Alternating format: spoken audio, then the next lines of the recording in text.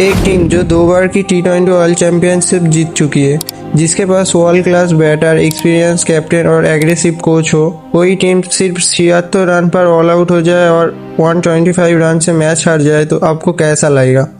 और सिर्फ हारी नहीं, ये इंडिया की T20 इंटरनेशनल हिस्ट्री की सबसे बड़ी हार है।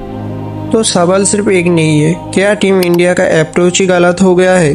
क्या ओवरसीज कंडीशन में हम एक्सपोज हो रहे हैं? और सबसे बड़ा सवाल, क्या गौतम गंभीर और श्रेयस अय्यर की स्ट्रेटेजी फेल हो रही है? सबसे पहले बात करते हैं मैच की। इंग्लैंड ने पहले बैटिंग करते हुए एक स्ट्रॉन्ग टोटल खड़ा किया। पिच में थोड़ी मूवमेंट थी, लेकिन बैटिंग इम्पॉसिबल बिल्कुल नहीं थी। डिफरेंस सिर्फ इतना था, इंग्लैंड के बैटर्स ने कंडीशन को समझा और रिस्पेक्ट किया। इंडिया के बैटर्स ने अटैक करने की कोशिश की और वहीं से कोलैप्स शुरू होना स्टार्ट होगा। पावर प्ले के अंदर ही विकेट गिरने लगा। हर बैट्समैन ऑलमोस्ट सेम तरीके से आउट हुआ। आउटसाइड ऑफ बॉल, थोड़ा सीम मूवमेंट और एज, कभी कीपर के हाथ में तो कभी स्लिप्स के हाथ में। मिडिल ऑर्डर आया, पेसर ऑलरेडी इतना ज्यादा था कि किसी को सेटल होने का चांस ही नहीं मिला। रिजल्ट, पूरी टीम 76 पर ऑल आउट। ये सिर्फ एक हार नहीं थी, बल्कि प्लानिंग का फेलियर था। मैं बिल्कुल नहीं कह रहा कि आईपीएल खराब टूर्नामेंट है। अगर आईपीएल ना होता तो शायद इंडिया के पास आज इतना टैलेंट भी नहीं होता। लेकिन प्रॉब्लम आईपीएल नहीं, प्रॉब्लम एडप्शन की है। सोचिए, 2 महीने तक आप किस टाइप की विकेट पर क्रिकेट खेलते हो। फ्लैट पिचेस, छोटे बाउंड्रीज, 200 या 220 run almost normal score. Power hitting को रिवॉर्ड मिलता है। अगर बॉल थोड़ी सी छोटी हुई, बाउंड्री, फुल हुई, बाउंड्री। बॉलर गलती करे तो पनिशमेंट। और धीरे धीरे बैट्समैन का सबकॉन्शियस माइंड इसी तरह प्रोग्राम हो जाता है। हर बॉल स्कोरिंग अपॉर्चुनिटी लगती है। लेकिन international cricket, specially England, Australia और साउथ अफ्रीका, बिल्कुल अलग गेम है। यह पिच आपसे पेशेंस मांगती है, टेक्निक मांगती है और सबसे इम्पोर्टेंट, डिसीजन मेकिंग। यह हर अच्छी बॉल को रिस्पेक्ट करना आना चाहिए। कभी कभी बेस्ट शॉट होता है लीव कर देना, ये सिर्फ डिफेंड कर देना। और मुझे लगता है इसी जगह टीम इंडिया स्ट्रगल कर रही है। हमारे बैटर्स पहले 20-25 बॉल सरवाइव करने बजाय पहले ओवर से डोमिनेट दिखाना चाहते हैं। इंग्लैंड को भी ये बात पता है, इसीलिए उन्होंने ऑफ स्टंप के बाहर एक सिंपल टैप सेट किया। नो यॉर्कर, नो बाउंसर, ना कोई मैजिक डिलीवरी, बस डिसिप्लिन लाइन। और इंडिया के बैटर्स खुद ही उनके जाल में फंसता चला गया। अब एक और इंटरेस्टिंग बात, इंग्लैंड के प्लेयर्स भी आईपीएल खेलते हैं, ऑस्ट्रेलियन प्लेयर भी आईपीएल खेलते हैं और साउथ अफ्रीकन प्लेयर भी आईपीएल खेलते हैं। फिर वो क्लब्स क्यों नहीं करते? क्योंकि वो आईपीएल का गेम आईपीएल में छोड़ देता है और इंटरनेशनल क्रिकेट में कंडीशन के हिसाब से अपना गेम कम्प्लीटली चेंज कर लेता है। कालजा पहले फील्ड शॉट के बैट से ही नहीं आ रहे थे। उन्होंने कंडीशन को समझते हुए अच्छी बॉल को रिस्पेक्ट दिया और स्ट्राइक रोटेट किया और धीरे धीरे इनिंग्स को बड़ा किया। क्रिकेट सिर्फ टैलेंट का गेम नहीं है, क्रिकेट एडप्शन का गेम है। और अगर टीम इंडिया को फिर से ओवरसीज में डोमिनेट करना है तो सिर्फ पावर हिटिंग से काम नहीं चलेगा। टेक्निक भी इम्प्रूव करनी होगी, टेम्परामेंट भी, और सबसे बड़ा चेंज, सिचुएशन के हिसाब से अपना माइंडसेट बदलना होगा। आप बात करते हैं उस साइकोलॉजी की जो पिछले कुछ सालों से टीम इंडिया का पहचान बन चुकी है, फेयरलेस क्रिकेट। हर प्रेस कॉन्फ्रेंस में एक ही बात सुनने को मिलता है, positive intent, attacking mindset, no fear. और ऑनेस्टली बताऊं तो इस अप्रोच ने इंडिया को कई मेमोरेबल विक्ट्रीज भी दिलाई है।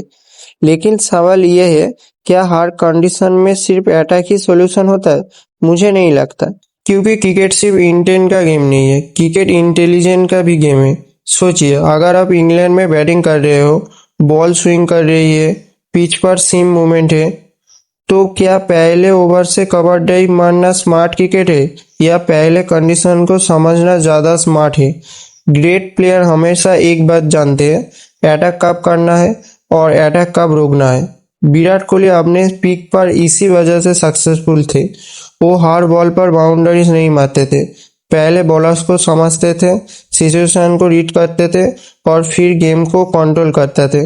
यही मैच्योरिटी इंटरनेशनल क्रिकेट की डिमांड है।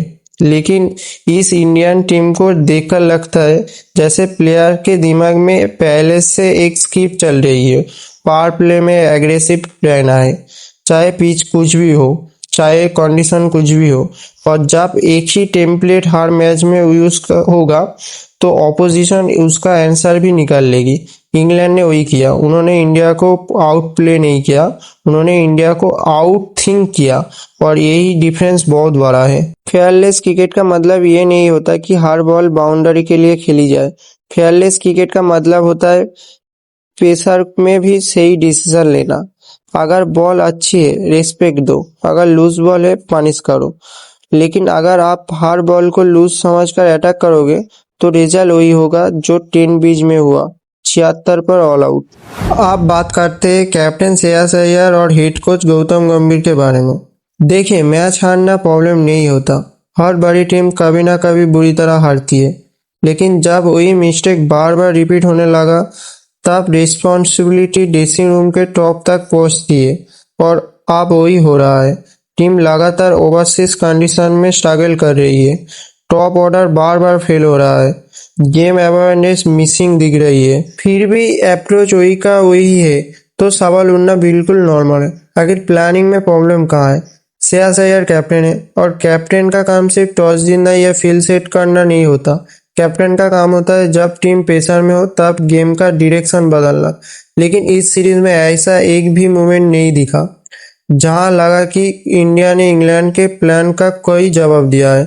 इंग्लैंड हर ओवर में एक ही टैब लगा रहा था और इंडिया बार बार उसी टैब में फंसता जा रहा था।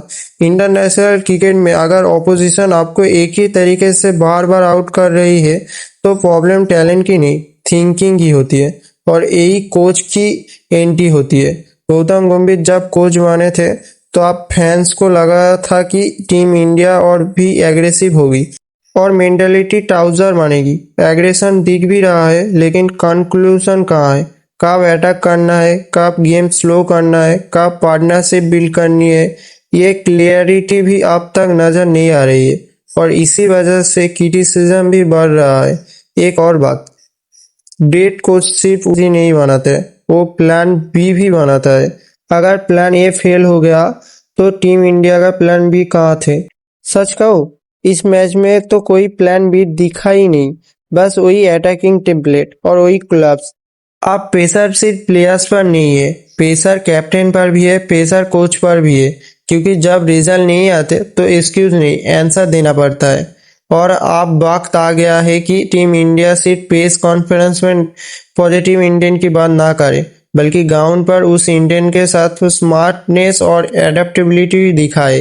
अब सवाल सिर्फ इतना नहीं है कि इंडिया ये सीरीज जीत पाएगा या नहीं, सवाल यह है कि टीम इंडिया इस हार से कुछ सीखेगा भी या नहीं। क्योंकि 76 पर ऑल आउट होना यह सिर्फ एक खराब बैटिंग परफॉर्मेंस नहीं है, ये एक वॉकअप कॉल है, और कभी कभी एक बड़ी हार एक टीम का फ्यूचर भी बदल देती है। और ब्रिस्टल में इंडिया के पास सिर्फ दो ऑप्शन है, या तो अपनी अप्रोच बदलो या फिर एक और एम्बैरेसिंग हार के लिए तैयार रहो। सबसे पहला चांस, टॉप ऑर्डर को समझना होगा कि हर बॉल बाउंड्री के लिए नहीं होता। अगर पहले 25-30 बॉल सरवाइव कर ली तो बाद में रन्स अपने आप आएंगे। दूसरा, बैटिंग ऑर्डर में फ्लेक्सिबिलिटी दिखानी होगी। अगर अर्ली विकेट गिर रही है तो किसी टेक्निकली स्ट्रॉन्ग बैटर को ऊपर भेजना पड़ेगा। हर मैच में एक ही टेम्पलेट फॉलो करना इंटरनेशनल क्रिकेट में काम नहीं करते। और तीसरा, सबसे इम्पोर्टेंट, माइंडसेट चेंज।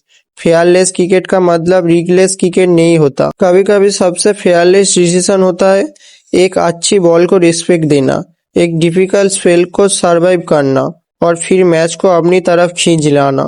आज इंग्लैंड ने इंडिया को सिर्फ क्रिकेट में नहीं हराया, उन्होंने डिसिप्लिन से हराया, उन्होंने पेशेंस हराया, और सबसे बड़ी बात, उन्होंने इंडिया से ज्यादा स्मार्ट क्रिकेट खेला। अब देखना ये होगा क्या टीम इंडिया अपने गलतियों को सुधारेगा या फिर वही मिस्टेक दोबारा रिपीट करती है। क्योंकि अगर ब्रिस्टल में भी स्टोरी वही रही तो सवाल सिर्फ एक सीरीज पर नहीं उठेगा, सवाल पूरे टीम मैनेजमेंट, सिलेक्शन और फ्यूचर रोड मैप पर उठेंगे। और शायद तब डिसीजन सिर्फ कौन आउट हुआ तक सीमित नहीं रहेगा। डिसीजन ये होगा, क्या टीम इंडिया सच में ओवरसीज क्रिकेट के लिए रेडी है? यही इस सीरीज का सबसे बड़ा टेस्ट है। और शायद इस मैच से भी बड़ा। अब आप बताएं, आपके हिसाब से टीम इंडिया का सबसे बड़ी प्रॉब्लम क्या है? टेक्निक, माइंडसेट या कैप्टेंसी, कोच और या सिलेक्शन? कमेंट सेक्शन में अपनी ओपिनियन जरूर बताइए। अगर वीडियो पसंद आए तो लाइक शेयर करिए और चैनल को सब्सक्राइब करना मत भूलिए। मिलते हैं नेक्स्ट वीडियो में।